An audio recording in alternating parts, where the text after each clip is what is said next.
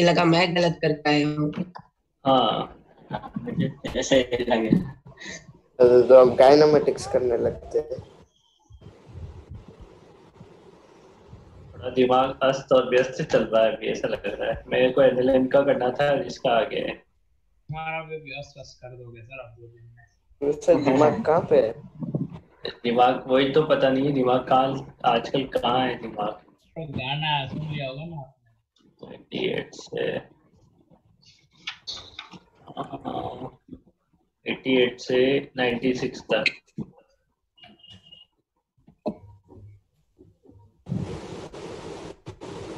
आज तो मैथ्स की क्लास नहीं थी ना तुम्हारी? नहीं सर। वाह मजे आ गए।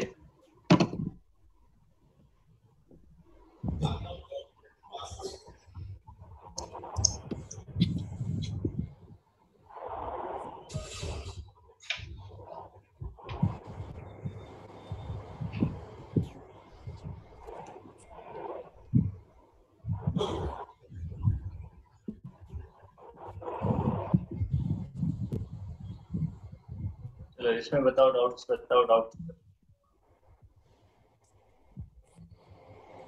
ग्राफ वाला है।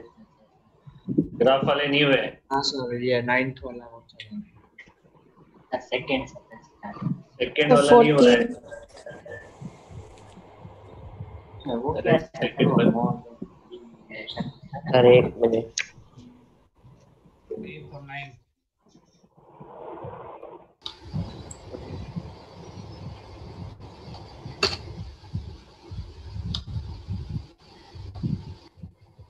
ये अपने पता नहीं क्यों रीसाइज नहीं होते हैं ये पेज।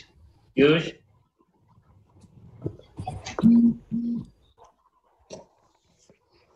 सर कहाँ तक करना था हमें? मुझे 13 में डाउट है। पहले सेकंड पूछा ना किसी ने? हाँ sir.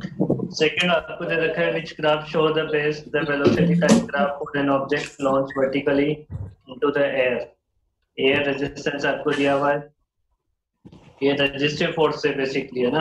the dash line show the velocity graph if there is no air resistance। ये जो डैश वाली लाइन बना रखी है, ये तो तब बना रखी है जब कोई रेजिस्टेंस है ही नहीं, तो ये तो सिंपली स्ट्रेट लाइन आता ही है ना। v equal to u plus a t से 0 प्लस क्या वो ये डी वाला। d तो रेजिस्टिव फोर्स है। d मतलब है फोर्स है, वो फोर्स एयर रेजिस्टेंस फोर्स है। अब मान लो कि तुम जो है ऊपर जा रहे हो तो रेजिस्टिव फोर्स किधर लगता है? मोशन के अपोजिट लगता है रेजिस्टिव फोर्स। अगर मान लो तुम ऊपर चल रहे हो तो रेजिस्टिव फोर्स तो मोशन के अपोजिट लगता है ना। तो नीचे कितने फोर्स हो जाएंगे? एक तो हो जाएगा इसका mg प्लस इसका हो जाएगा b इंटू बी। 2 फोर्स हो जाएंगे नीचे की डायरेक्शन में, हो जाएंगे ना, है ना। तो इसका एक्सेलेरेशन किधर आ जाएगा? डाउनवर्ड डायरेक्शन में एक्सेलेरेशन कितना हो जाएगा इसका? g plus B we divided by m। ये डाउनवर्ड डायरेक्शन में एक्सेलेरेशन आ जाएगा, बट ये चल तो ऊपर रहा है। इसकी वेलोसिटी v का एक्सप्रेशन निकालते हैं अपन। मान लो इसने स्टार्टिंग करी है u equal to u velocity से। स्टार्टिंग वेलोसिटी इसकी u और ये फाइनली t टाइम के बाद इतनी दूरी पे चला गया। तो t टाइम के बाद वेलोसिटी का एक्सप्रेशन कितना हो जाएगा? v equal to u plus acceleration downward है तो वो हो जाएगा माइनस कर दूं क्या डायरेक्टली यहाँ पे पहले? हाँ सर। एक्सेलेरेशन आ जाएगा माइनस में g plus B we divided by m into T. ठीक है। और जब वो डाउनवर्ड चल रहा होगा, और नहीं, जब वो टॉप पे पहुंच गया होगा,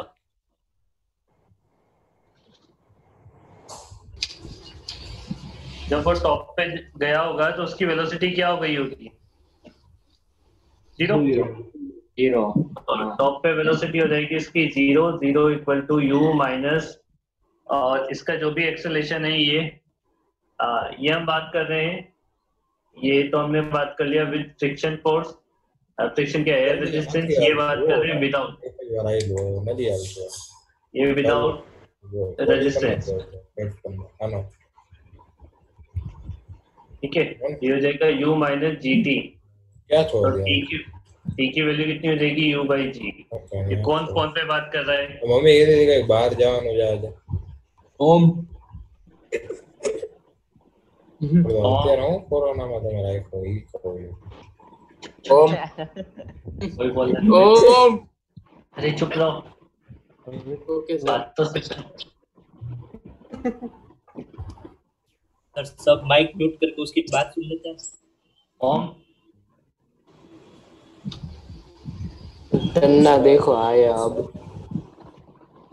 ओम का है ओम? इसको इसकी तो इसके बहुत नाटक हो गए हैं। कहाँ है ओम? सर उसका माइक चालू है। ये माइक माइक चालू है। सर उसका अभी- माइक चालू है।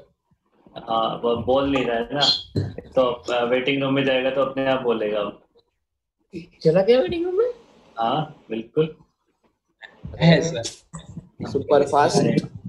ईजान ईजान को भी भेजना पड़ेगा। हाँ सर क्या हुआ? माइक ऑन कर। कुछ नहीं, तेरे तो माइक बंद नहीं हो रहा था ना। हाँ अरे सर मैं थोड़ी देर के लिए बाहर गया था। रुको ओम का फोन आ रहा है। ओम का फोन आ रहा है, रुको। स्पीकर पे सर, स्पीकर पे रखो। Speaker please. हेलो सर मेरा माइक टूट गया हेडफोन का। माइक टूट गया बेटा? तू अभी किससे बात कर रहा था? पर आवाज आ रही थी सबको। किस लड़की से बात कर रहा था तू अभी? वो तो पापा से आवाज आ रही थी, मैं पापा से बात कर रहा था। हाँ सबको आवाज आ रही थी, सबने सुनी तेरी बातें। मैं बोल रहा क्या? पर तू फिर माइक का क्या करें अपन फिर? तो माइक का पता नहीं, अभी वो 2 किलो एक नहीं लग रही थी, तो भी आवाज आ रही हो, खराब हो गया माइक। नहीं, पर तेरी आवाज तो आ रही थी हम सबको, इसका मतलब माइक तो सही है तेरा। Crystal clear. सर वो पिक्चर है, कभी आती है कभी नहीं आती, ऐसा हो रहा है बाइक में। तो करवाओ, सही करवाओ बेटा, पापा से बोल के। सर वो 2 पिन लाया था जो बिगड़ गए, इससे खुल गया, वो नहीं चलता। तो फिर ऐसा करो, फिर आज मार्केट जाओ रात में, अब तो 11 बजे तक खुल रहा है, और खरीद के लाओ आज के आज ही, है ना? ठीक है ना? हाँ सर अभी तो ले लो। एंट्री करवा लो, अभी दे दिए सर। ठीक। माइक को ठीक करवा ले तो बोल सकता।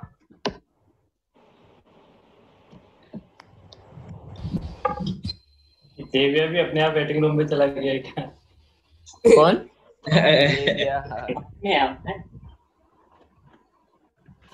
हाँ तो देखो, अगर ये मान लो रेजिस्टेंस विदाउट रेजिस्टेंस चलता है तो टाइम की वैल्यू हो जाएगी u by g। ठीक है, अब यहाँ पे देखो क्या हो रहा है। g की वैल्यू देखो, जब एयर रेजिस्टेंस लग रहा है तो g की वैल्यू ज्यादा है कि कम है? ज्यादा है। g की वैल्यू एयर रेजिस्टेंस की वैल्यू ज्यादा है। अगर मान लो रेजिस्टेंस नहीं है तो इसका एक्सेलरेशन क्या होगा? डाउनवर्ड डायरेक्शन में g के बराबर। बट अगर एयर रेजिस्टेंस है तो एक्सेलरेशन क्या होगा? g plus bv divided by m। यही हो रहा है ना? समझ आ रही है बात ये? हाँ।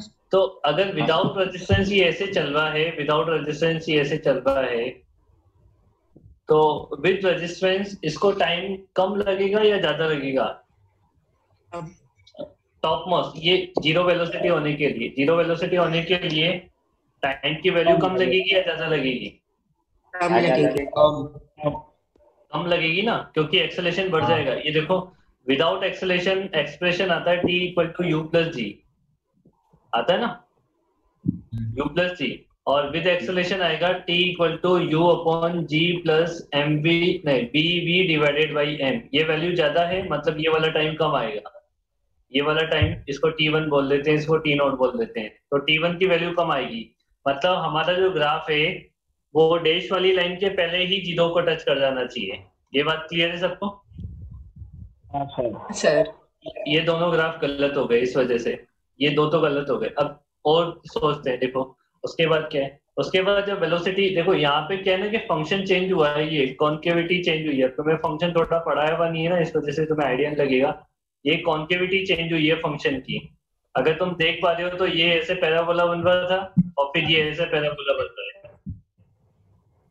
जबकि यहाँ पे जो देखो वो पैराबोला एक ही है, सिंपल एक पैराबोला है। इस बात से क्या समझते हो? बन रहा है। अगर पैराबोला चेंज हो रहा है इसका मतलब एक्सेलरेशन चेंज हो रहा है। इस वाले में पहले एक्सेलरेशन क्या था, जब तक ये टॉप मोस्ट पॉइंट तक पहुंचेगा तो एक्सेलरेशन पॉजिटिव, और जब नीचे आ रहा होगा तो एक्सेलरेशन नेगेटिव। क्या ऐसा होगा इस क्वेश्चन में, या एक्सेलरेशन हमेशा डाउनवर्ड ही लगता रहेगा? डाउनवर्ड ही लगता रहेगा। क्या एक्सेलरेशन की डायरेक्शन चेंज होगी इस क्वेश्चन में कहीं पे? नहीं तो फिर आंसर हमारा बी करेक्ट हो जाएगा। बी। तो पता क्या बात है? Yes sir. चलो इसके बाद बताओ। सर ये जो थर्ड क्वेश्चन है ना सर, उसमें सर ए वाला ऑप्शन सर क्यों करेक्ट है सर? दूसरे डिवाइस आ रहा अंदर लो ना सर। हाँ, इसमें मैं तुम्हें समझा देता हूँ। ये क्वेश्चन अच्छा है। मान लो ये M1 है, नहीं उल्टा मानते हैं, इधर M1 मानते हैं अपन। एक साइड M1 और एक साइड M2 है, कैसे भी मान लो। इधर M1 मान लेते हैं और इधर M2 मान लेते हैं, और M1 को ज्यादा मान लेते हैं। M1 बड़ा है M2 से, ठीक है। ऐसे दोनों ऊपर चढ़ रहे हैं तो टेंशन फोर्स तो ऐसे लग रहा होगा T और T स्विंग में, ठीक है। और इनका वेट जो लग रहा होगा वो नीचे लग रहा होगा। इसका वेट नीचे लग रहा होगा M1G, और इसका भी वेट नीचे लग रहा होगा M2G। अब इसने क्या बोला ऑप्शन में, the lighter man is stationery, मतलब M2 जो है वो रेस्ट पे है। अगर ये रेस्ट पे है, अच्छा इसमें टेंशन भी अलग अलग लगेगा बेटा, दोनों का मास अलग अलग है ना दोनों साइड, और दोनों चल भी रहे हैं ऊपर, इसमें टेंशन फोर्स भी जो है टेंशन अलग नहीं सर पर एक ही स्ट्रिंग नहीं है। सॉरी सेम ही लगेगा बस, ठीक है। तो यहाँ से टेंशन की वैल्यू क्या हो जाएगी? M2G। अब ये T की वैल्यू हो गई है M2G। बताओ इसमें से कौन सा ज्यादा है, M1G ज्यादा है या M2G ज्यादा है? M1G। इसका फ्री बॉडी डायग्राम बनाओगे तो इस पे ऊपर लग रहा है M2G और नीचे लग रहा है M1G। तो ये किसका है डायग्राम? ये उसका पर्सन का फ्री बॉडी डायग्राम है। आप बताओ। अरे भाई ये जो लटक रहा है बंदर उसका। अब बताओ इसमें से कौन सा ज्यादा है? नीचे वाला, ये वाला ज्यादा है, तो ये किधर चलेगा, ऊपर या नीचे? नीचे चलेगा। और एक्सेलरेट करेगा नीचे, इसका एक्सेलरेशन भी निकाला जा सकता है। A इक्वल टू क्या हो जाएगा हमारे पास, M1 minus M2 divided by M1 into G। ये इसका एक्सेलरेशन हो जाएगा डाउनवर्ड डायरेक्शन में, होगा ना? तो the lighter man is stationary while the heavier man slides with some acceleration। ये सही है, स्लाइड कर रहा है सर, पर वो जितना नीचे जाएगा वो उतना दूसरा वाला ऊपर नहीं जाएगा। हाँ यस सर, वही नहीं जाएगा। ऊपर क्यों नहीं जाएगा सर? वो स्लाइड कर रहा है, चल नहीं रहा है, वो स्लाइड कर रही है, फिसल में ये रस्सी पे। सर पर इसमें मतलब रस्सी वैसे ही है, ये ऐसे छोड़ रहे थे वो रस्सी चल नहीं रही ना, ये स्लाइड कर रहे हैं इस पे दोनों। हाँ सर, रस्सी तो चल ही रही है ना। नहीं बेटा, ये रुका हुआ है तो रस्सी कैसे चल सकती है? ये रुका हुआ है ना सेकंड वाला। अच्छा तो वो टाइट नहीं पकड़ा। हाँ ऐसा ही भाई हो तो बेसिकली स्लाइड ही रहे ना सर, पर स्लाइड हो रहा है तो दोनों ने टाइट नहीं पकड़ा तो दोनों नीचे ही स्लाइड होंगे। नहीं पर ये इसने बोला ना स्लाइड हो रहा है, एक ने टाइट पकड़ा एक ने नहीं पकड़ा। मैं बेटा ऑप्शन से चेक कर रहा हूँ, क्योंकि इस क्वेश्चन में ऑप्शन से चेक करना है आपको। मैंने ऑप्शन ए चेक किया तो वो सही आ रहा है, मैं फिर बी ऑप्शन भी चेक कर रहा हूँ। सर इसमें डी नहीं होगा। ए और बी दोनों एक साथ कैसे हो सकते हैं? सर या तो हो सकता है या तो बी हो सकता है, दोनों एक साथ। अरे भाई कर तो रही सॉल्व, तुम आगे बढ़ने तो दो मेरे को, मैं ऑप्शन चेक करता रहा हूँ। मुझे सिर्फ डी लग रहा है। इसको मिटा दो भाई जिसने ये किया है, सिर्फ डी नहीं लग रहा है इसमें, 3 आंसर है इसके। हाँ सर 3 है सर आंसर। अब उसके बाद देखो बी वाला ऑप्शन चेक करो, the heavier man is stationery. अब M1 को स्टेशनरी मानोगे तो टेंशन कितना हो जाएगा, M1G है ना। आप इधर सेकंड वाले का फ्री बॉडी डायग्राम बनाओ तो नीचे लग रहा है M2G, ऊपर लग रहा है M1G। अब ये किधर चलेगा, ऊपर चलेगा ना ऊपर, मतलब ऊपर ही चलेगा तो इसका एक्सेलरेशन आ जाएगा ऊपर। The heavier man is stationary while the lighter man climb with the some acceleration, ये एक्सेलरेशन से क्लाइंब कर रहा है ऊपर, ये भी सही हो गया। सर पर ये कैसे सही हो सकता है, समझ में नहीं आ रहा है। दोनों बेटा ये अलग अलग बातें हैं। मैं दोनों तेरे सामने समझा रहा हूँ ना मैं, ये थ्योरेटिकल समझा रहा हूँ ना मैं, फिर क्यों एक्सेप्ट नहीं कर रहा है? ऐसा पॉसिबल है, होता है, अपन ऑब्जर्व नहीं करते हैं वो अलग बात है, ऐसा पॉसिबल है। सर इसमें स्लाइड का मतलब एग्जैक्टली क्या कि वो ऐसे नीचे खिसक रहा है या फिर खिसक रहा है नीचे, या फिर उसने रोप पकड़ी और पूरी रोप नीचे खिसक रही है? नहीं, स्लाइड का मतलब हो रहा है कि वो खिसक रहा है ना, क्योंकि वो सिर्फ इंसान खुद फिसल रहा है वो रोप पे। मतलब सर रोप की मूवमेंट नहीं हो रही है ना? रोप की मूवमेंट नहीं हो रही, रोप नहीं चल रही है। रोप की मूवमेंट नहीं हो रही तो पुले क्यों है? सर पुले नहीं होता है, ऐसे दो रोप होती तो भी हो जाता। तू आया नहीं आओ भाई, तुम्हारा हो जाए तो मेरे को बता देना है देविया सब लोगों का, मैं क्लास आगे कंटिन्यू करता हूँ ना।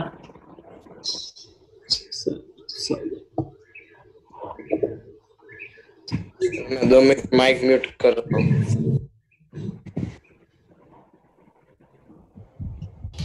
बताओ सर मैं 2 मिनट माइक म्यूट कर रहा हूँ। सर मैं भी और खुद म्यूट। अरे सर ने खुद ने माइक म्यूट कर दिया। अरे तुम अरे चुप रे ना। सर मैं 40 मिनट माइक म्यूट कर रहा हूँ। चुप रहो यार।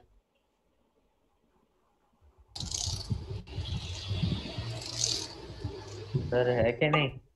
अरे सर हो गया हमारा, आप पढ़ाओ। वही सर अब पढ़ा।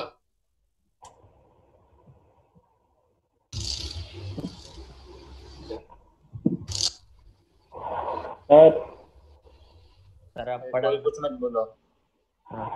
वही कोई कुछ मत बोलो।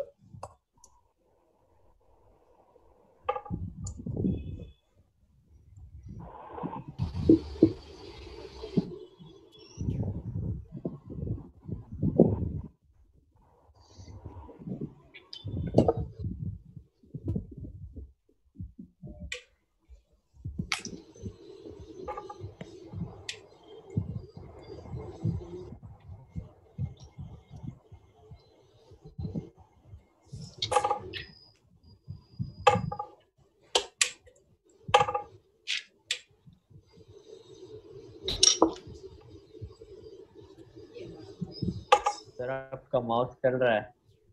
हो गया तुम्हारा? हो गया हो तो हाँ मैं सर, आगे हो बढ़ूं, गया। नहीं तो और ब्रेक ले लो। हाँ सर हो गया। हाँ सर आगे बढ़ो। सर इसमें जो थोड़ा समझा सकते हो वापस? बिल्कुल शर्म नहीं है तुम लोगों को, बिल्कुल शर्म नहीं है। Very good. ऐसे एनवीएन वाले बच्चे होते तो ऐसे ही हैं, बट इतने ज्यादा होते हैं मेरे को नहीं पता था। क्या तुम्हें क्या नहीं समझ आ रहा है? मतलब जो पॉइंट है उन पे बात करो ना, पुली क्यों है, रस्सी क्यों है, क्यों ऐसी तो वैसा नहीं पूछ रहा हूँ मैं ऐसा पूछ रहा हूँ कि अगर सभी के लिए बोल रहा हूँ, इसमें बोल रहे हैं कि इसमें पहले में दिया है कि लाइट मैन स्टेशनरी है, दूसरे में दिया है हेवियर मैन स्टेशनरी है, तो मतलब और ये बेवकूफ कौन है? दोनों अलग अलग केसेस हैं। वो तो रिलेटिव है।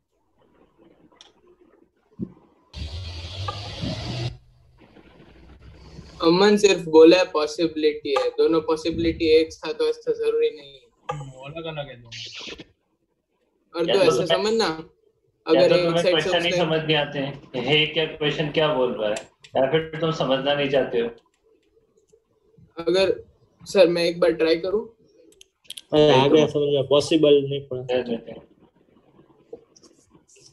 अभी और कुछ बताना है कि हो गया? और कुछ तुम इसमें है तुम्हारा कुछ हो तो बता दो इस क्वेश्चन में कि पुली क्यों है, क्यों चल रहा है, ऊपर वॉल क्यों है। ऐसा भी तो पूछ सकते हो ना तुम, ऊपर दीवार क्यों है सर, यहाँ पे 3 एंड क्यों नहीं है यहाँ पे, है ना? पुली गोल ही क्यों है, रेक्टेंगल क्यों नहीं है ना? ये बंदर ऐसे लटके हुए क्यों है, खड़े हुए क्यों नहीं है उस पे? अब पूछ लो तुम्हारे और भी जो डाउट है इसमें।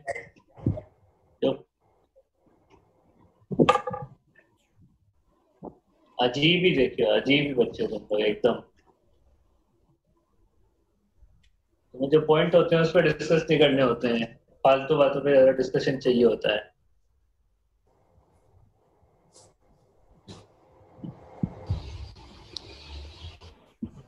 बी पॉइंट समझ आ गया तुम्हें? अब सी पॉइंट चेक कर लो। Movement slide with the same acceleration, है ना? हो ही नहीं सकता। ठीक है, उसने क्या बोला? जो दोनों हैं वो स्लाइड कर रहे हैं with same acceleration. Same acceleration से स्लाइड कर सकते हैं क्या वो? नहीं। Two man slide with the same acceleration in the same direction. हाँ कर सकते हो, सेम डायरेक्शन। सेम डायरेक्शन में नहीं जा सकते हैं। सेम एक्सेलरेशन से आ तो सकते हैं, सेम डायरेक्शन में नहीं जा सकते हैं। ये बात समझ आ गई? और दोनों किस एक्सेलरेशन से स्लाइड कर सकते हैं, मतलब चल सकते हैं? एक ऊपर और एक नीचे चलेगा, चलेगा ना? इसका कोई फ्रैक्शन ऑफ सेकंड के लिए होगा? या तो एक्सेलरेशन आपका होगा और चलेगा तो किधर? अगर दोनों चल रहे हैं तो जो ज्यादा हेवी है वो उसका वेट ज्यादा है तो वो तो जाएगा नीचे। तो m1 minus m2 into G divided by m1 plus m2, ये नेट एक्सेलरेशन है, ये इसका नेट एक्सेलरेशन है। तो दोनों अगर चलेंगे तो सेम एक्सेलरेशन से चलेंगे बट ऑपोजिट डायरेक्शन में चलेंगे, तो डी वाला करेक्ट हो जाएगा। आ गया समझने में? ऐसा एक सेकंड के लिए नहीं हो सकता सेम एक्सेलरेशन से सेम डायरेक्शन में नीचे जाए? कैसे पॉसिबल है बताओ? अगर दोनों नीचे जाए तो स्ट्रिंग टूट जाएगी, पर 1-2 सेकंड के लिए तो होगा ना वैसा। तो स्ट्रिंग को तोड़ना थोड़ी ना होता है ना, हमारे यहाँ पे क्वेश्चंस में स्ट्रिंग को तोड़ते हैं क्या? और स्ट्रिंग को इनएक्सटेंसिबल भी कंसीडर करके चलते हैं ये सारे क्वेश्चंस में। स्ट्रिंग जो होती है वो स्ट्रेच नहीं हो सकती है, नहीं होती है ना ऐसी। हाँ तो लिफ्ट वाले कंफ्यूजन, ठीक है। इसके बाद बताओ नेक्स्ट।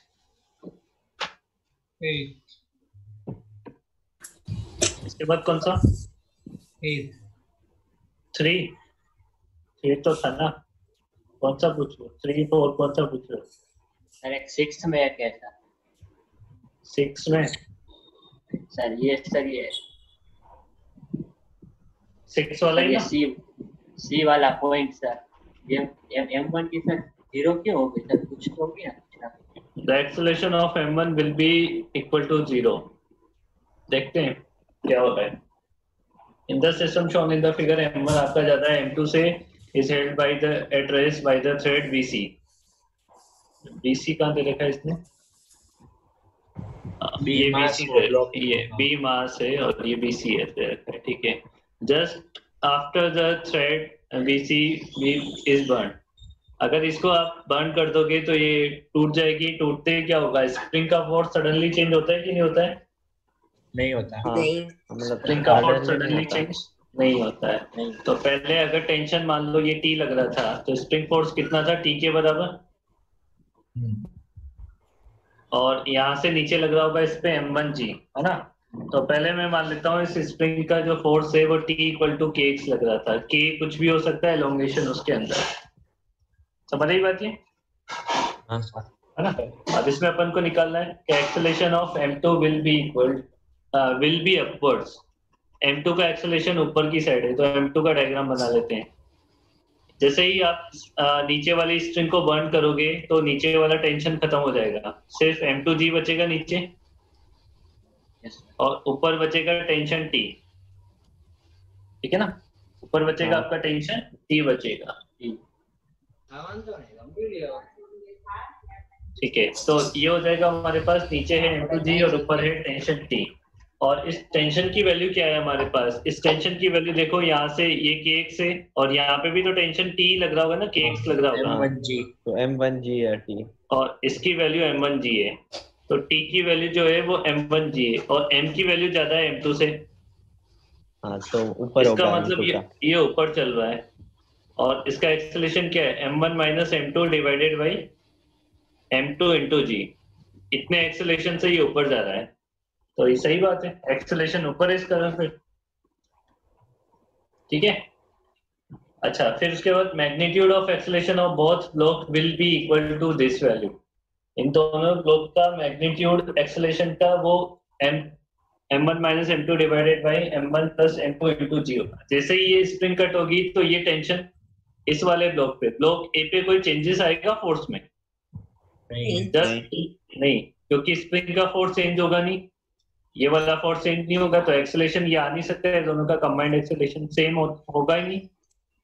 हाँ ये होगा ना सेम एक्सेलरेशन, तो ये गलत हो जाएगा यहाँ पे। फिर सी वाले में क्या बोला, acceleration of m1 will be equal to 0। m1 का एक्सेलरेशन 0 है। देखो जैसे ही आपने स्ट्रिंग को कट किया तो ये टी वाला फोर्स पहले इक्विलिब्रियम पोजीशन थी, जब स्ट्रिंग थी हमारे पास तब इक्विलिब्रियम पे था। इसका मतलब अगर पहले इक्विलिब्रियम एग्जिस्ट कर रहा था तो t equal to m1 g था, मतलब ये t की वैल्यू kx थी और वो कुछ इस तरीके से थी कि वो m1 g को बैलेंस करती थी। जैसे ही कट होगा तो इसमें से कोई फोर्स चेंज होगा क्या? kx वाला फोर्स चेंज होता है कट करने पे? नहीं, अभी भी वो जस्ट कट करने पे अभी भी बराबर है, दोनों फोर्स अभी भी बराबर है, तो एक्सेलरेशन जो होगा 0 ही होगा ना? नहीं बेटा, सिस्टम का मतलब वो फ्री फॉल हुआ ही नहीं ना, जस्ट कट करते ही वो फ्री फॉल हुआ ही नहीं, कट करने के बाद थोड़ी देर बाद फ्री फॉल होगा। तो बताइए बात, और फ्री फॉल किससे होगा? नहीं होगा। हाँ, फ्री फॉल तो नहीं होगा, कुछ ना कुछ एक्सेलरेशन आ जाएगा, फ्री फॉल तो तब भी नहीं होगा। डी वाला पर उसे कट किया ही नहीं, बर्न किया ना भाई, एक ही तो बात हो है तो ना। वो तो ऊपर जाएगा ना। बी वाला जाएगा ऊपर, तो ए वाले की बात करनी है, तो मैं m1 की बात कर रहे हैं यहाँ। तो क्या डाउट आया? मुझे लगा ए वाला फ्री फॉल करेगा ऐसा। नहीं, फ्री फॉल नहीं होगा अभी जस्ट कट करते ही फ्री फॉल तो नहीं होगा। इसका भी एक्सेलरेशन आ रहा है, इसका भी एक्सेलरेशन आ रहा है, फ्री फॉल नहीं है अभी। सॉरी, ये तो रेस्ट पे है अभी, इसका एक्सेलरेशन तो 0। थर्ड डी वाला बात करते हैं, magnitude of acceleration of the two blocks will be non zero and unequal. ये सही है क्या? नॉन जीरो और अनइक्वल है? पहला वाले का तो 0 आ गया ना, पहले वाले का तो 0 आ रहा है, तो फिर ये गलत हो जाएगा। समझ आएगी बात ये? हाँ सर। इसके बाद बताओ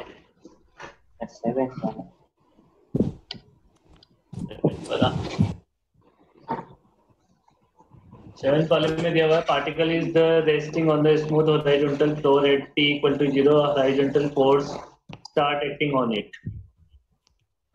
एक ब्लॉक है जो रेस्ट पे है और t इक्वल टू 0 पे फोर्स लगना स्टार्ट होता है। मैग्नीट्यूड आपको दे रखा है उसका अल्फा t इक्वल टू 0 पे स्टार्ट होगा, तो t इक्वल टू 0 पे तो फोर्स भी 0 है। Where alpha constant for the figure shown, which of the following statement is correct? और कौन सा स्टेटमेंट करेक्ट है आपसे पूछेंगे। ठीक है, अब इसको थोड़ा सा सोल्व कर लेते हैं कि फोर्स आपको दे रखा है ft तो अल्फा t है ना, तो एक्सेलरेशन कितना हो जाएगा? एक्सेलरेशन हो जाएगा प्रोपोर्शनल टू t, मान लूं क्या मैं, alpha a is proportional to t।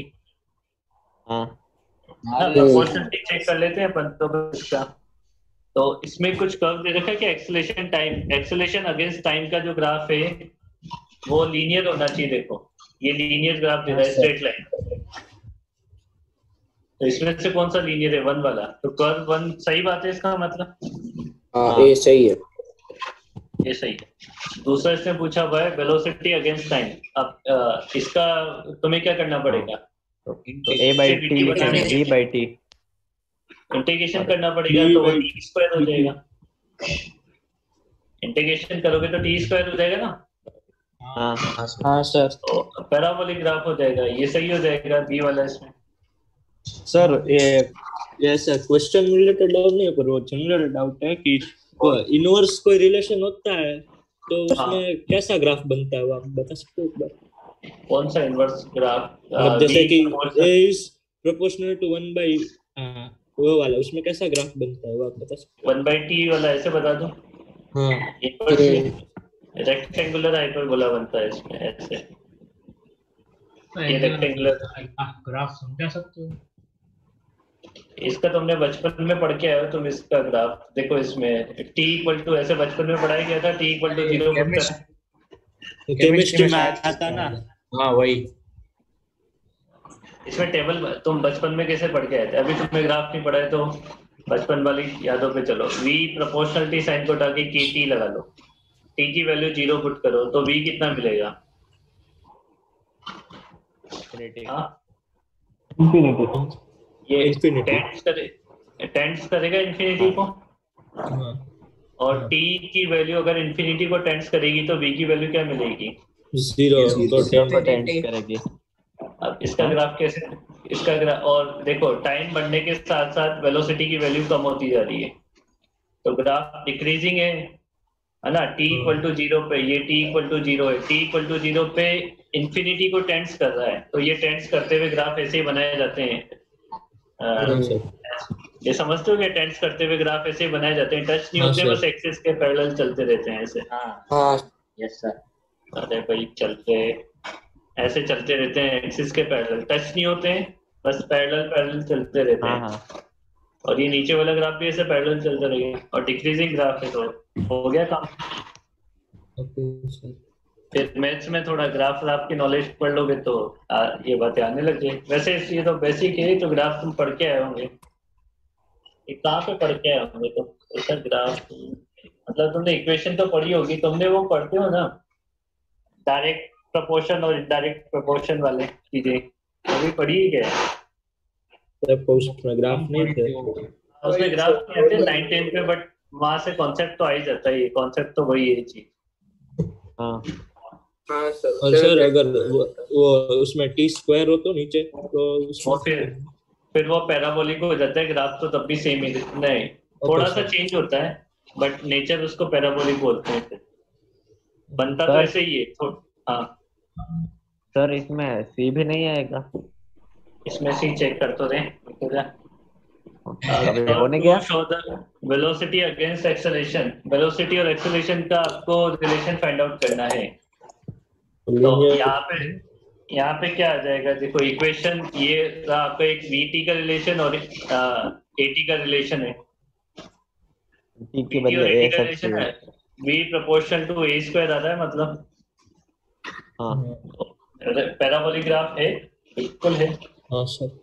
लेकिन सर वो सेम ग्राफ थोड़ी ना बनेगा, मतलब v प्रोपोर्शनल a स्क्वायर और v प्रोपोर्शनल t स्क्वायर का। पर इसमें ये भी तो नहीं बोला ना कौन से एक्सिस पे क्या लेना है। मैं इस पे v ले लेता हूँ, इस पे a ले लेता हूँ, तो सही है ग्राफ। तो उसने बोला ही नहीं ना कौन से एक्सिस पे क्या। अगर उसने बोल दिया होता कि ये मान लो a है, ये a वाला एक्सिस है और ये v वाला एक्सिस है, तो ये ग्राफ गलत हो जाता है। समझ आई बात? ये बोला तो है वेलोसिटी अगेंस्ट एक्सेलरेशन, बट ये नहीं बोला ना कौन से एक्सिस पे है, ये नहीं बोला ना कौन से एक्सिस पे लेना है। जैसे पहले देखा तो y कॉम वेलोसिटी लेंगे तो टाइम लेंगे। बेसिकली प्रॉब्लम यहाँ पे आ रही है कि अभी तुम्हें ग्राफ की थोड़ी नॉलेज कम है ना, इसलिए दिक्कत आ गई है। जैसे अगर तुमसे ये बोला जाए, इसमें तुम्हें ग्राफ प्लॉट करना है a proportional to t square का, a यहाँ पे t यहाँ पे, वो समझ आ गई बात ये।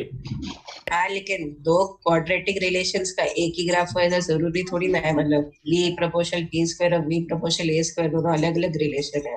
अलग अलग है, उसने नेचर पूछा है मेरे हिसाब से, उसका इंटेंशन ये यहाँ पे है शेप देखना है।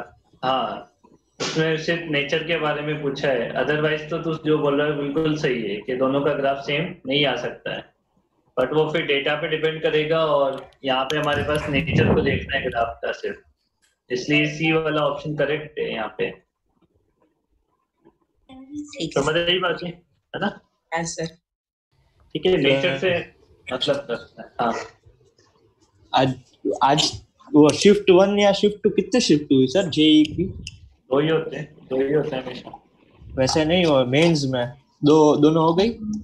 हाँ हो गई, नहीं अभी एक चल भी होगी, 2 से 5 हाँ खत्म हो गई होगी अभी। 12 से सॉल्यूशन डालोगे उसका? सॉल्यूशन अभी पेपर ही नहीं है ना, प्रॉब्लम ये है एनटीए का पेपर आएगा इसके बाद, पेपर खत्म होने के बाद, फिर अभी पेपर है नहीं, मेमोरी बेस्ड क्वेश्चन है अभी सारे। अब वो सही भी हो सकते हैं, गलत भी हो सकते हैं, ऐसा है। इसके खत्म हो जाए ना पेपर, फिर सारे एक साथ डाल दूंगा, 3-4 दिन के जितने भी सब एक साथ बना के। अब ये डालने वाले हो यूट्यूब पे एक्सरसाइज 2 3 सब। अब ये करवा दिया ना, अब क्यों डालने हैं? इसके बाद बताओ, लाइन से पूछ रहे हो, 7 के बाद 8। Two blocks A and B of the equal mass M are connected through a massless string are arranged as shown in the figure. Friction is absent everywhere where the system is released from the rest when the system is released. ये तो हो जाना चाहिए था यार, ऐसा question तो किए हैं अपन ने। तो क्या करते हैं, इसको अगर नीचे चलाओगे ये तो नीचे ही जाएगा, ऑब्वियसली बात है, दोनों का मास इक्वल है, ये तो नीचे जाएगा, जाएगा ना ये नीचे। इसका एक्सेलरेशन a होगा तो ये वाला a से इधर आएगा। यहाँ पे टेंशन फोर्स T है, यहाँ पे भी T है, यहाँ पे भी T लग रहा है ऐसे, और यहाँ पे इसका लग रहा होगा mg cos 30 सॉरी sin 30 लग रहा है ना।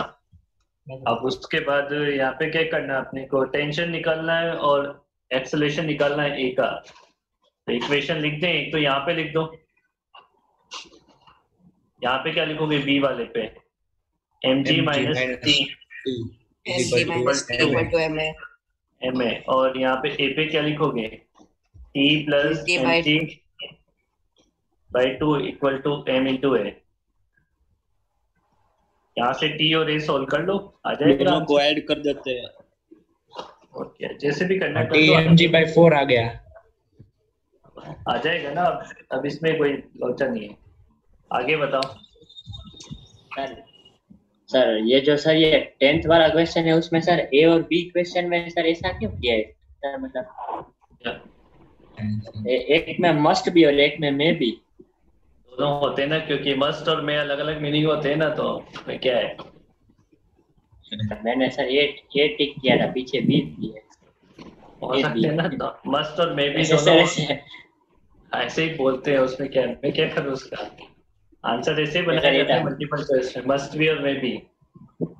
ये तो सर ग्रामेटिकल हुआ ना, ग्रामेटिकल तो मतलब हमें क्या लेना है, मस्ट और मे में?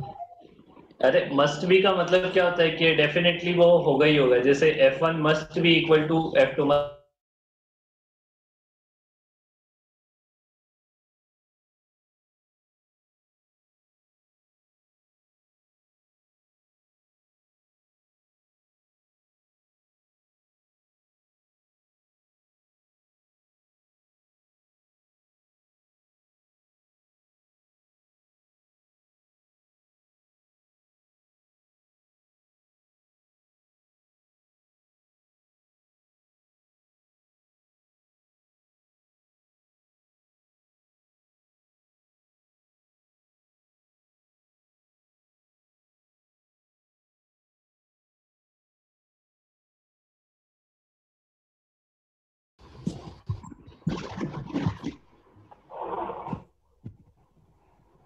Good evening sir. Good evening sir. निश्चय नहीं है क्या? निश्चय नहीं है ना आज? सर शायद आया था पहले वो क्लास में, अभी देखो सर है अभी वो आगे। कहाँ है? कहाँ है? ये रहा निश्चय क्लास में एब्सेंट लगानी पड़ेगी आज इसकी। अरे सर प्रेजेंट हूँ, वो नेट कनेक्शन पहले भी नहीं आया था। पहले सर वाली बोर्ड क्लास क्लास में में नहीं मेरा आया था। नेट बहुत खराब था इसलिए नहीं आया। सर बोर्ड क्लास में मैं नहीं आता हूँ। इससे पहले वाली क्लास में भी नहीं आया था ना निश्चय भी? सर आया था, था। मैं पूरा टाइम था, माइक भी अनम्यूट था पूरा। इसका माइक भी नहीं चल रहा है, देखो कुछ बोलने का ट्राई तो कर रहा है, ग्रीन ग्रीन हो रहा है पर आवाज नहीं आ रही है, पता नहीं क्या है इसका। फर्जी वाला लगता है सर। हाँ ये फर्जी लगता है। अरे सर मैं उसका कुछ माइक वाइक खराब होगा। क्या ये इसको निकाल दो और बोल दो रिजॉइन करें। अरे सर मेरे पास एक हाँ आवाज आ रही हेलो है। निश्चय आवाज आ रही है? निश्चय निश्चय हेलो, आवाज आ रही है? निश्चय। हमें तेरी आवाज नहीं आ रही है, हमें तेरी आवाज नहीं आ रही इसकी है। आवाज ही नहीं आ रही है। सर चैट बॉक्स खोलो, पता चले क्या लिखना चाहता है वो, क्या बोलना चाहता है। अच्छा ऐसा भी हो सकता है कि कुछ बोलना चाह रहा है क्या ये? ग्रीन हाँ, ग्रीन सर, हो हो रहा है, सकता मतलब है। कुछ होगा ना। ग्रीन हो इसका रहा है आवाज सर, तो हाँ। निकाल दो। आवाज तो जा रही होगी ना मुझे इसको तो इससे। मुझे निश्चय की आवाज आ रही। अरे वाह हमें नहीं आ रही। वो अलग ही रियलिटी बजता है। मुझे पता नहीं है लगी आ रही है। तेरी तो किंचु को तो उस दिन भी अपने माइक में से ही आवाज आ रही थी। किंचु को तो खुद के माइक से खुद की आवाज आ रही है। हाँ देखो सर, देखो ये खुद के माइक से खुद उसकी के बातों पे ज्यादा उत्सव भरोसा नहीं बिगाड़ किया देता है। क्या अरे सर अभी आ रही है। ये भी पियानो बज रही है क्या? क्या बोल रहा सर है? अभी आ रही वही है। वासु जैसी आ रही है तेरी आवाज। हाँ हाँ पहले तो आई नहीं वासु रही तो थी। बहुत टाइम से आया ही नहीं है। हाँ वही उसने छोड़ दिया कि है। ये एक मैसेज कर रहा है कोई कि ये फर्जी है सर। अरे ये सर हाँ, मैं तो कोई निकाल निकाल दो के सर, फिर फिर अपन- जो नहीं बात है, है। फर्जी नहीं हूँ। इसको वेटिंग रूम में डाल नहीं सर हेलो निश्चय आवाज आ रही है? निश्चय आवाज आ रही है? हेलो अमन की तो हेलो आ रही है निश्चय, अरे पियानो पे सर, पियानो बज रहा है। आवाज। इसको देखते हैं इसको सर। वेटिंग रूम में डाल। अरे मान लो मजाक कर रहे तो ये केचप के साले तू मिल मेरे को रुक जा।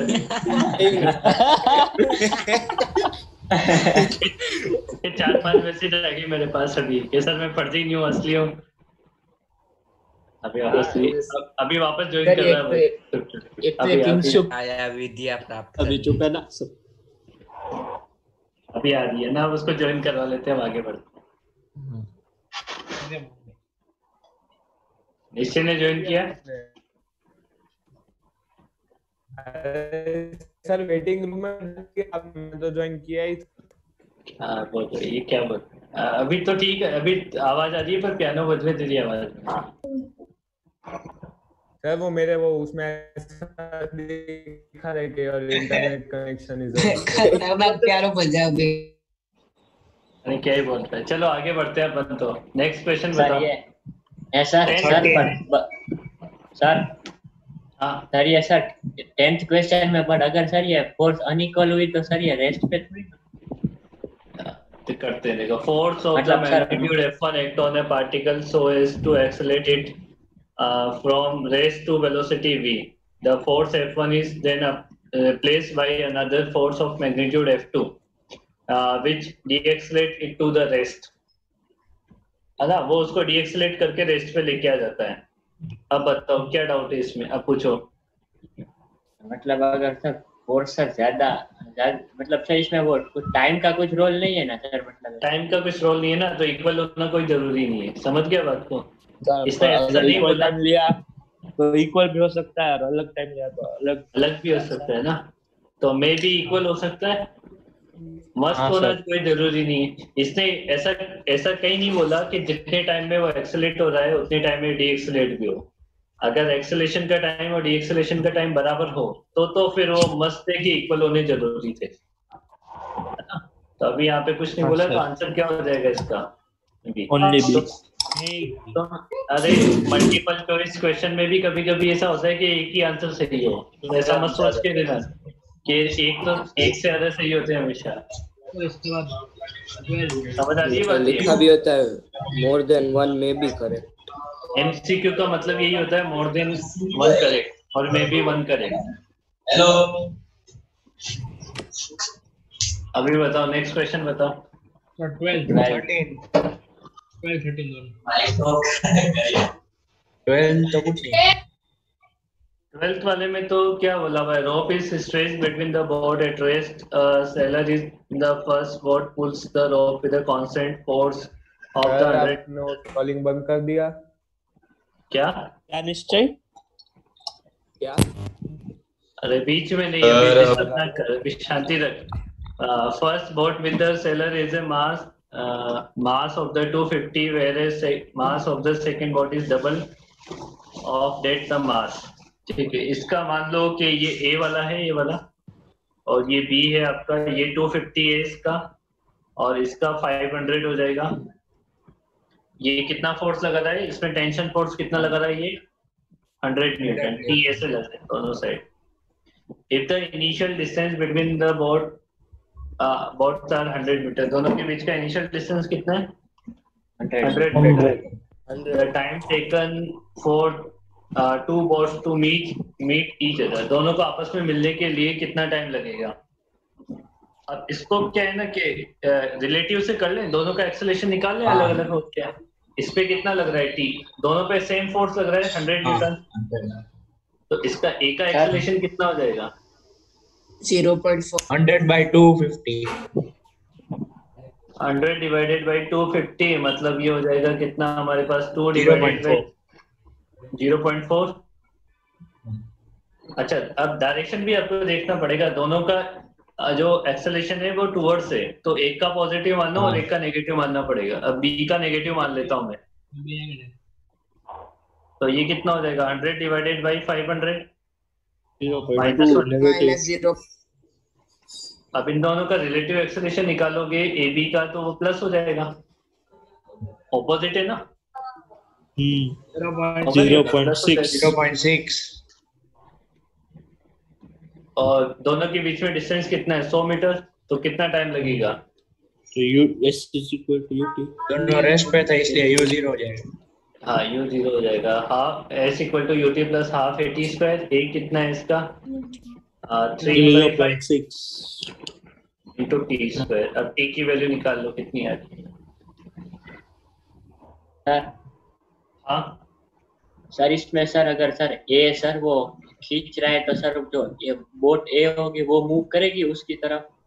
हाँ करेगी ना, दोनों एक दूसरे की साइड जाएगी। ओके 18.3 आ रहा है। तो मतलब सर टेंशन के अलावा वो भी होगा ना वो एक क्या टेंशन के अलावा क्या, टेंशन के अलावा सर वो उसकी भी मतलब वो ये कम होता जाएगा ना क्या डिस्टेंस। हाँ सर, तो डिस्टेंस इसने बोला ना शुरू में 100 मीटर है। क्या बोलना चाह रहे हैं समझ गए। अरे सर मैंने वो सर दो अलग अलग इक्वेशन बना के किया है, पर इसमें सर जो फोर्स है ना वो सिर्फ टी ही ली है मैंने ए बोट में, तो सर नहीं आ रहा है। नहीं आ जाएगा, उससे इतने अलग अलग किया है तो आ जाएगा। एक को रोक देना, फिर रिलेटिव तो लगाना ही पड़ेगा ना। या तो टोटल 100 मीटर चला दोनों को एक को एक चलेगा, दूसरा 100 माइनस x चलेगा। ये क्वेश्चन ऐसा हो गया, ये क्वेश्चन ऐसा हो गया। दोनों के बीच में 100 मीटर की दूरी है, ये ए वाला है ये बी वाला है। ए वाला ऐसे चल रहा है, बी वाला ऐसे चल रहा है। अब रिलेटिव लगाता है तो दोनों में से एक को रोक दे, और रिलेटिव नहीं लगाता है तो एक x चलेगा, तो दूसरा 100 माइनस x चलेगा। ठीक है, फिर x को एलिमिनेट करवाना पड़ेगा तेरे को, तो देगा आंसर तो आ जाएगा। सर आंसर 10 into √10/3 आ रहा है। ऑप्शन बी 18.3 आ रहा है ना। इसके बाद बताओ 13 अच्छा क्वेश्चन है इसमें। यस सर ये 13 अच्छा सर, ये डाउट है ना। सर 13 में डाउट है। एक मिनट रखो ना 12। सर ये पीडीएफ भेज दोगे ना? नहीं, क्यों, लिखो ना साथ ये साथ, क्यों? इतना टाइम तो मिल रहा है। A chain of length L is placed on a smooth spherical surface of the radius R with one of its ends fixed at the top of the surface. The length of the chain is assumed to be L की value जो है वो πr/2 से कम है। πr/2 से कम होने का मतलब ये है कि नीचे एकदम टच नहीं कर रही है यहाँ पे, है ना। ये इसका क्वार्टर पार्ट हो जाएगा ना πr/2, ये यहाँ तक है कहीं चेन, नीचे टच नहीं हो रही है जमीन को।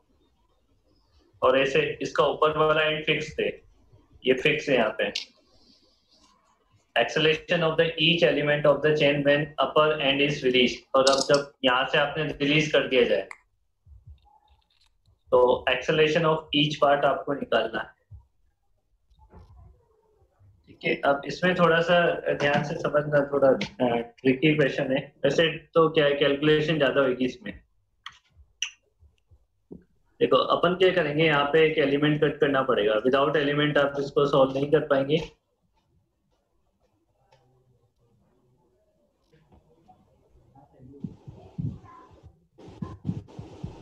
माइक म्यूट कर रहा हूँ फिर मेरा। ठीक है, यहाँ पे एक एलिमेंट कट करना पड़ेगा अपने को। ये आपका सेंटर है और इस पे जो चेन है उस चेन पे आप एक एलिमेंट कट कर रहा हूँ मैं ना, ऐसे थीटा एंगल पे जाके डी थीटा का। यहाँ से हॉरिजॉन्टल से थीटा एंगल लेना है मेरे को, या फिर मैं ऊपर से भी ले सकता हूँ थीटा एंगल, कहीं से भी ले सकते हैं। ऊपर से ले लेता हूँ मैं, थीटा एंगल है ऊपर से, और ये डी थीटा का छोटा सा चेन का सेक्शन कट किया है। ये छोटा सा चेन का सेक्शन है जिसका वहां से डीएम, और ये अंदर छोटा सा एंगल है डी थीटा। ठीक है, अब इसकी लेंथ कितनी हो जाएगी, आर डी थीटा। इसकी लेंथ कितनी हो जाएगी, आर डी थीटा हो जाएगा ना। ये नहीं पता आर डी थीटा कैसे लिखा, वो फॉर्मूला होता है ना, theta equal to L by R, है ना, theta equal to L by R से। तो ये लेंथ हो जाएगी आर डी थीटा, है ना। और इसके मास के बारे में क्या बोला हुआ है इसने, इसके मास के बारे में कुछ नहीं बोला हुआ। तो हम ऐसा मान लेते हैं कि इसका जो मास है वो m है, का जो चेन का जो मास है वो कितना है, m मान लेते हैं। तो छोटे से सेक्शन का मास कितना होगा, टोटल मास m है इसका, तो छोटे से सेक्शन की लेंथ कितनी, देखो टोटल लेंथ कितनी है इसकी, मान लो उसकी लेंथ भी मान लो, उसकी लेंथ भी कंसीडर करनी पड़ेगी l। तो l लेंथ के लिए मास कितना है m, तो r d थीटा के लिए मास कितना हो जाएगा, m by l into r d theta. ये स्मॉल dm की वैल्यू आ गई है, ठीक है ना। ये किसकी वैल्यू आ गई है, स्मॉल dm की वैल्यू आ गई। अब अपने को इसका सिर्फ m by l को r d थीटा से क्यों मल्टीप्लाई किया, m by l तो मास पर यूनिट लेंथ मिलता है ना, प्रोपोर्शन। ये तो मास पर यूनिट लेंथ है, मतलब 1 यूनिट लेंथ पे मास m by l की m by l है। तो अपने को कितनी लेंथ का चाहिए, r d थीटा का चाहिए। वो dm एलिमेंट का मास है कि लेंथ, dm तो मास है और r d थीटा लेंथ है उसकी, छोटे से सेक्शन की। सर तो फिर ये सीधा डीएम कैसे आ गया, इक्वल टू डीएम। अरे डीएम भी तो निकाला है अपन ने, ये वो तो हमने किया था, वही तो निकालना था डीएम की वैल्यू। डीएम ही तो निकालना था हमें। ठीक है। उस छोटे से टुकड़े का मास क्या है, डीएम, डीएम की वैल्यू कितनी है, m by l r d theta. हाँ ठीक है। अब उस जो छोटा सा अपन ने छोटा सा सेक्शन कट किया है उसको बाहर बना के देखो, यहाँ पे ऐसे रिंग का ऐसे छोटा सा पार्ट कट किया हमने, ये समझ रही बात ये। हाँ क्लियर है।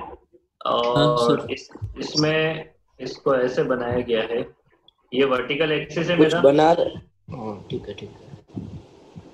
ये हॉरिजॉन्टल एक्सिस है और ये जो लाइन है वो डी थीटा वाली लाइन है। अब ये एंगल बहुत छोटा होता है ना, तो डी थीटा ये वाली लाइन है, ये इसका mg लगेगा डाउनवर्ड ऐसे। mg मतलब स्मॉल dm इंटू g, इसका मास तो स्मॉल dm ही है ना।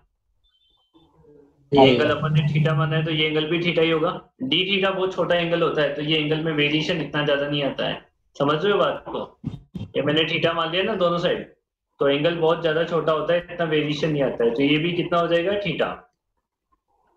अच्छा, फिर इसके बाद इसमें एक्सेलरेशन कौन से फोर्स की वजह से आएगा, खुद सोच के बताओ। एक्सेलरेशन इसका ये वाला कंपोनेंट एक्सेलरेशन प्रोवाइड करेगा, dm इंटू जी, और ये कौन सा कंपोनेंट हो जाएगा, साइन थीटा वाला कंपोनेंट हो जाएगा। तो ये इसको एक्सेलरेशन देगा इसका डिफरेंशिएशन नहीं, इसका डिफरेंशिएशन थोड़ी ना, ये इसको एक्सेलरेशन प्रोवाइड करेगा। तो बेसिकली मेरे को एक्सेलरेशन निकालना है तो पहले मैं नेट फोर्स निकाल लेता हूँ। ये नेट फोर्स है मेरा, ये इंटीग्रेशन होगा dm into G into sine theta. अच्छा, dm की वैल्यू पुट करो ऊपर से, m by l into r into G into sine theta into D theta. देखो मैंने dm की वैल्यू पुट कर दी ऊपर से, और साइन थीटा डी थीटा को एक साथ लिख लेंगे क्योंकि इसका इंटीग्रेशन होने वाला है। अब बताओ थीटा कहाँ से कहाँ तक वेरी करेगा, थीटा की लिमिट कहाँ से डी कहाँ तक थीटा वेरी से करेगी? थीटा। नहीं, डी थीटा से थीटा नहीं, पूरा एंगल लेना है ना। यहाँ पे थीटा की वैल्यू अगर मान लो सेक्शन यहाँ पे कट होता तो एंगल क्या होता? 0 डिग्री। हाँ और सेक्शन एकदम सबसे लास्ट वाले पोर्शन पे कट होगा। मान लो ये चेन का सबसे लास्ट वाला पोर्शन है, यहाँ पे कट हुआ तो थीटा की वैल्यू कितनी हो जाएगी टोटल? L/R। थीटा हाँ L/R हो जाएगा ना थीटा। लेंथ L मान रखिए, रेडियस R है। इसकी लिमिट पुट होगी 0 डिग्री से L/R तक। ओ सर ये तो गंदा है। गंदा तो आई है ना, तभी तो बोला था क्वेश्चन अच्छा है। ये mRg डिवाइडेड बाई L को तो ले लो बाहर, और साइन थीटा का इंटीग्रेशन होता है। अभी तुम्हें अब पता नहीं है तो साइन थीटा का इंटीग्रेशन होता है हमारे पास। साइन का डिफरेंस पता तो है। अरे मैं भी क्या बात है, पता तो है। साइन का इंटीग्रेशन क्या होता है? माइनस कॉस थीटा होता है। माइनस हटा के लिमिट चेंज कर लूं क्या मैं? एक ही बात होती है यार, रहने दो, फंस जाओगे। माइनस लगा लेते हैं, कर तो आप कर सकते हैं। वो होता है लिमिट का प्रॉपर्टी लिमिट की। सब वही बात हुई, वो माइनस माइनस प्लस हो जाता नीचे वाला। हाँ तो इसीलिए तो मैंने अब रहने दो ना। ये लो, आप ऐसा क्यों बोला अगर हमें पता नहीं है कि फंस जाएंगे हम फिर? अरे फिर तुम बोलोगे अभी वो कि सर ये क्यों चेंज कर दी लिमिट, किसी का डाउट आ जाए बाद में कभी। लिमिट का हमें पता नहीं है, जिसमें सर ने नॉर्मली किया कि हमें साइन थीटा का इंटीग्रेशन नहीं पता होगा। अरे मेरे को ध्यान नहीं रहा था, मेरे को ये ध्यान नहीं रहा, इनका पढ़ाया नहीं पढ़ाया तो मैंने ही है। ठीक है, तो ये नेट फोर्स कितना हो जाएगा यहाँ से? नेट फोर्स अब माइनस को अंदर लेके आ जाओ। mgr divided by L 1 minus cos L/R। अब एक्सेलरेशन पूछा है तो क्या हो जाएगा? m गायब हो जाएगा।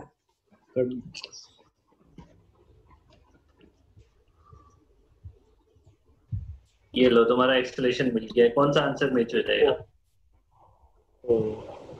ऑप्शन 2। थोड़ा मिनिमाइज करो सर।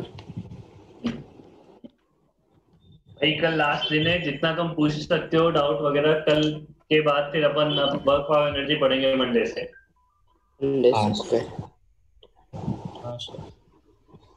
उसमें भी ये सब लगेगा ही ना। और तुमने संडे एक बुक भेजी ना 11th क्लास में, जेईई मेंस वाली, मेंस और एडवांस पेपर की। कौन सी बुक? Hand book. हाँ नहीं अरिहंत वाली बुक नहीं। अरे वो लिंक वाली ना। देखो मैं देखता हूँ ठीक है तुम्हारे ग्रुप में स्क्रीन शेयर करके दिखा दो। पंकज सर का मैसेज आ गया। अरे पंकज सर किसको आया? पंकज सर क्या message? Class will start from 6 ऐसा। कौन सी बुक सर? अरे वो मैं भेज दूंगा तुम्हें। उसमें क्या है ना 2019 तक के जेईई मेंस के क्वेश्चन है, 2005 से 19 तक के।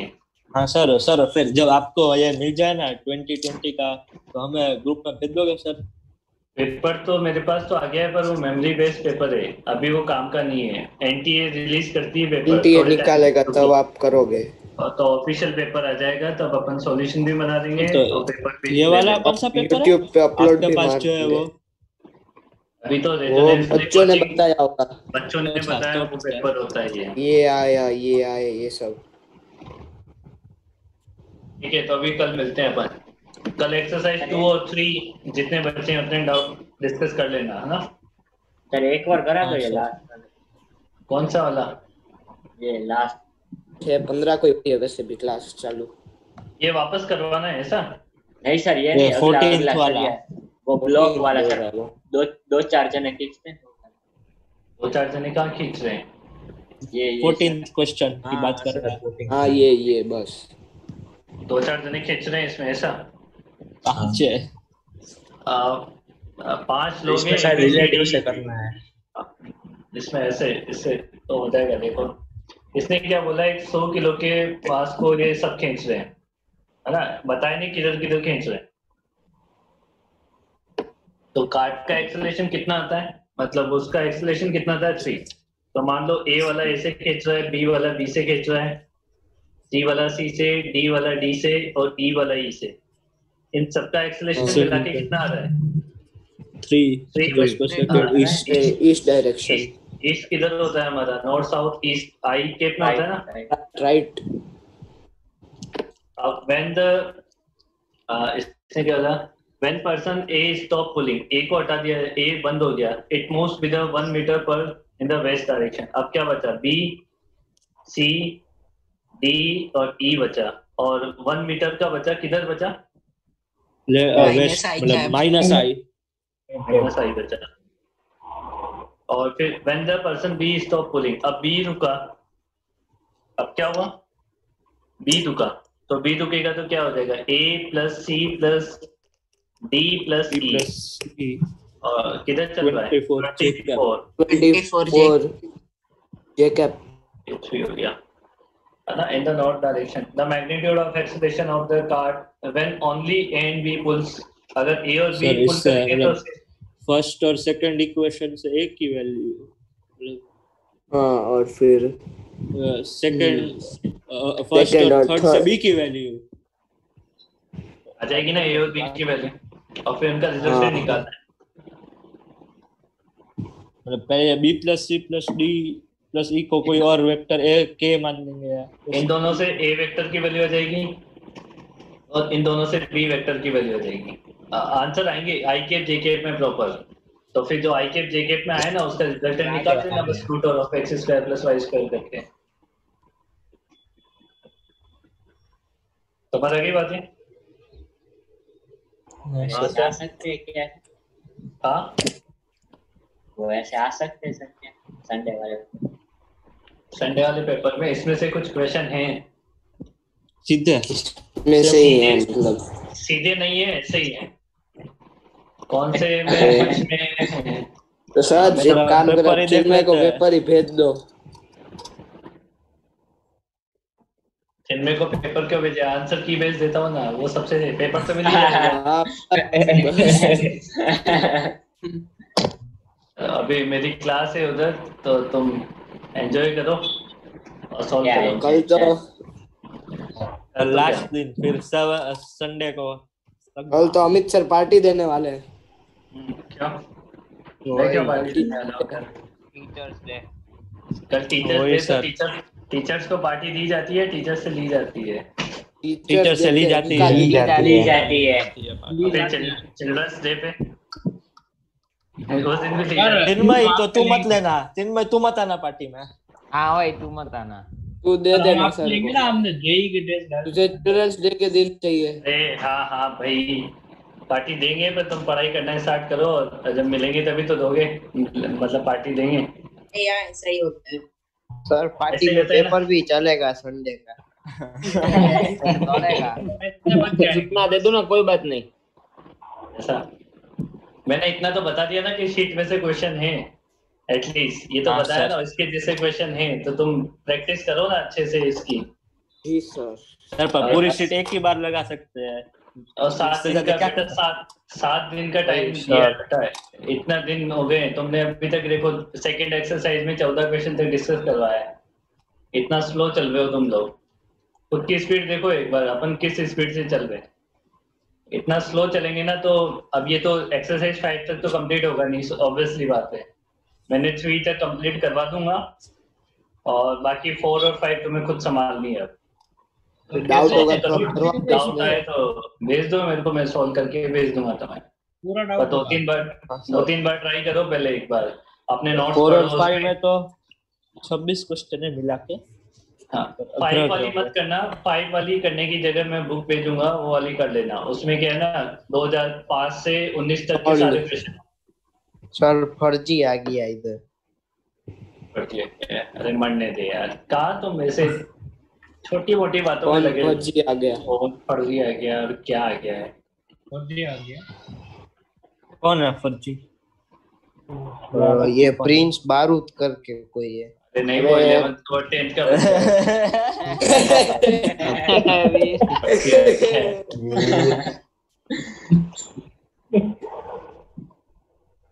ये तुम्हारे ग्रुप में भी शेयर कर दी मैंने बुक। दो ना इसमें है क्वेश्चन। मेरा फोन तो इसमें से भी थोड़े थोड़े है ना सर? इसमें से थोड़े थोड़े नहीं है। एक्सरसाइज 5 की जगह इसके क्वेश्चन करना तुम, JEE Mains advance previous year के, इसमें यही दे रखे सर। अभी और पेपर तुम्हारे इजी आ रहे हैं जेई मेंस के, ऐसे लटको मत अभी से, तो लास्ट टाइम पे 12 में आते आते एनर्जी बहुत डाउन हो जाएगी तुम्हारी। अभी से थोड़ा मेहनत कर, अभी से ज्यादा करोगे ना तो 12 में जाके बुक भेजी आपने तो क्या नहीं पढ़नी मत पढ़ना, बस मैं जा रहा हूँ, बाय बाय। नहीं पढ़ेंगे ना। बाय सर, बाय सर, पढ़ेंगे ना सर, बाय सर पढ़ेंगे सर, बाय बाय। हमारे पेपर के बाद तुम्हारे बाय सर, बाय बाय।